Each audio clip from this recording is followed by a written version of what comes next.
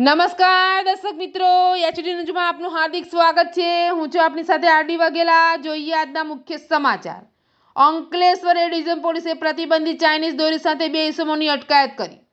અંકલેશ્વરના સુરવાણી બ્રિજ પાસેથી એ ડિવિઝન પોલીસે પ્રતિબંધિત ચાઇનીઝ દોરી સાથે 2 ઇસમોની અટકાયત કરી કાયદેસરની કાર્યવાહી હાથ ધરી છે।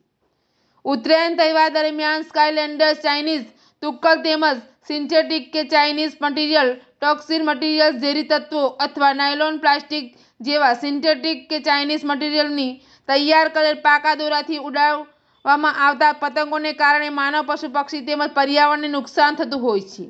જે બાબતે આવા નુકસાનકારક મટીરિયલના ઉપયોગ તથા વેચાણ પર કલેક્ટર દ્વારા પ્રતિબંધિત મૂકવામાં આવ્યો છે।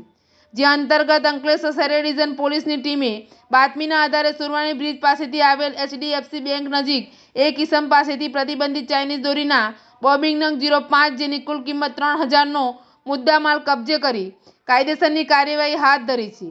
પોલીસે સંજયનગરના સતીશ સંજયભાઈ વસાવા અને જૂના તવરાના સુમિત નરેશભાઈ ગોહિલની અટકાયત કરી છે। એચડી ન્યૂઝ સાથે રિપોર્ટ જયેશ પ્રજાપતિ, અંકલેશ્વર।